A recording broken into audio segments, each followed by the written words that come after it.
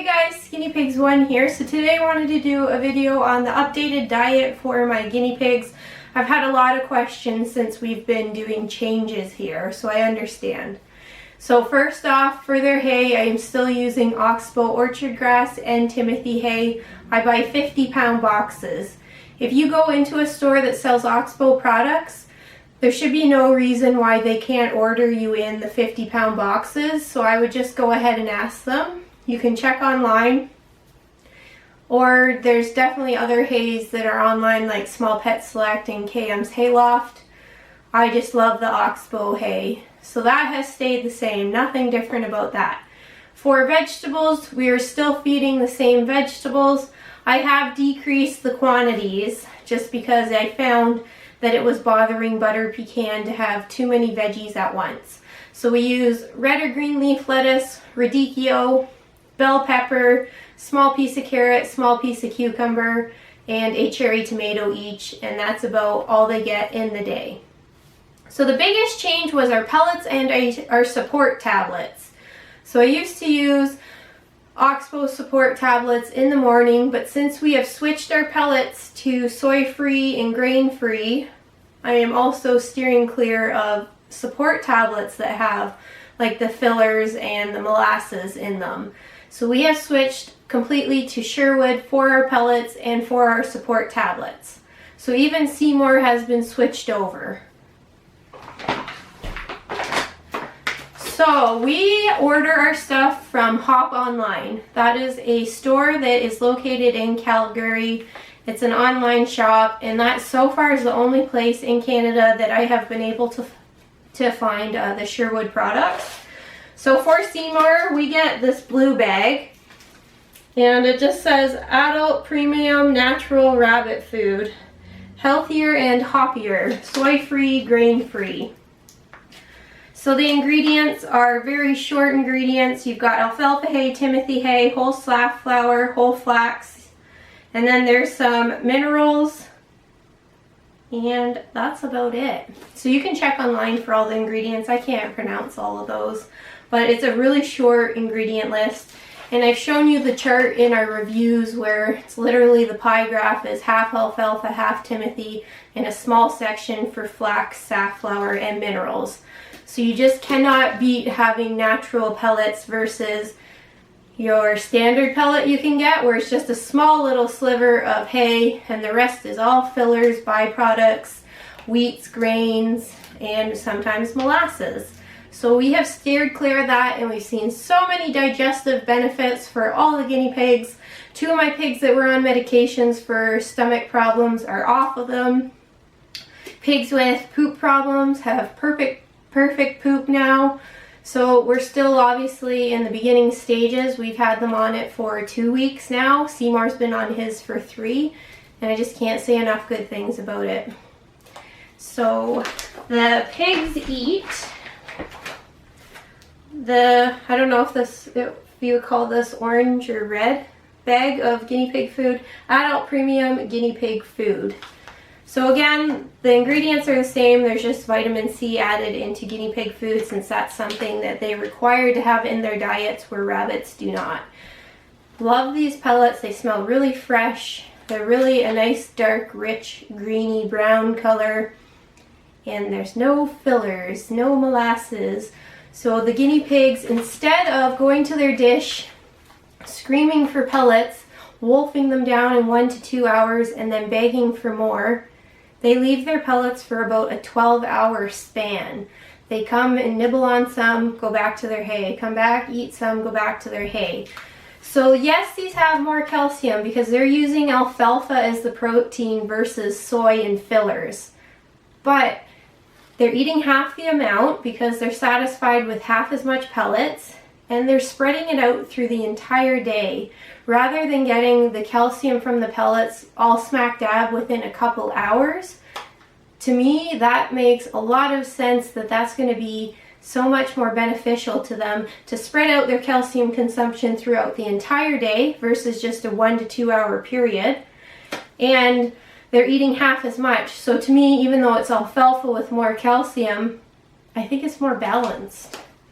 So that's my thoughts on it, and I don't see like any different calcium deposits versus what I was using before. If anything, they're less and less severe. So having a pellet that they're wolfing down, like they just can't get enough, that it's not filling them up and they're eating like candy, to me is a sign that that probably wasn't the best choice to be feeding them. And after I've done all my research, saw the changes in my guinea pigs, 100%, even if for whatever reason we don't want to use Sherwood anymore, I honestly don't think I'd use any pellets. There's no way I am going back to feeding soy, wheats, grains, molasses, all those fillers, all those byproducts that are not healthy for a digestive tract. It's just not happening. I've had pigs get, because the biggest thing people are talking about is the calcium from the alfalfa causing bladder stones or sludge. I have had guinea pigs on the other two top brands that are talked about have bladder problems, get stones, get sludge from those. So even if some pig did get a bladder stone while on these pellets, that's no different than the other ones, but the digestive benefits are amazing. And as I've said, Pecan has the sludge problems. She is doing great in these 2 weeks so far.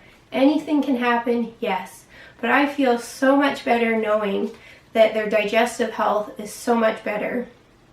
How their digestive health is, how their poops are, really speaks for how healthy they are on the inside. So that's my feelings on the pellets. It's really hard to kind of get into debates with people about these because you're really going against the grain of what everybody's told about no alfalfa for adults. Would I be using other pellets that have alfalfa in them? Absolutely not. It's just in these pellets that's using alfalfa as the natural protein with none of that other junk. It makes sense to me and to a lot of other people. It is hard to wrap your head around because we're told so much that this is the brands that you should be using. And perhaps the new way of thinking should be going soy-free, grain-free. That's all I'll say about that. It's something to think about. Everybody can make their own decisions for their own pigs. I think everybody knows that my pigs' health and their safety is my #1 top priority. So I would not be switching to these pellets willy-nilly unless I felt like this was an appropriate decision. Everybody else is welcome to do what they are comfortable and safe with. I'm not pushing these on anyone, but am I pushing the awareness of them and their benefits that I've seen so far?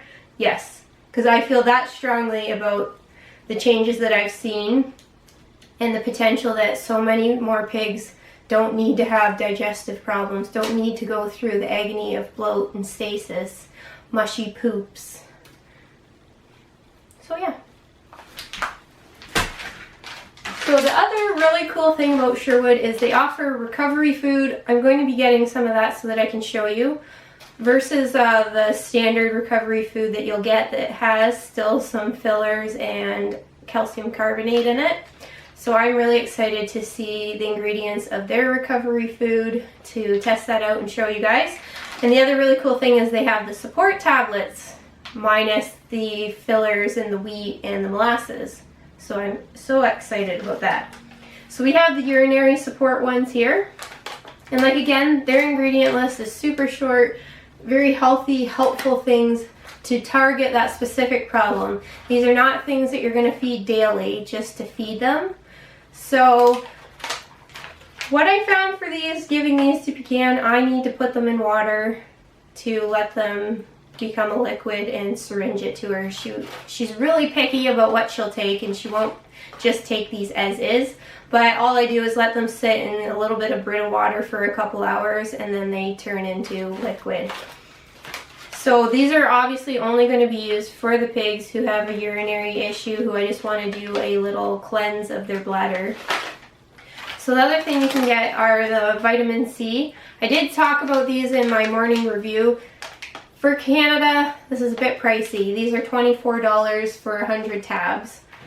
Like if you don't have a lot of pigs, this will last you a really long time. You can give 1 tab to each pig. I've been doing half.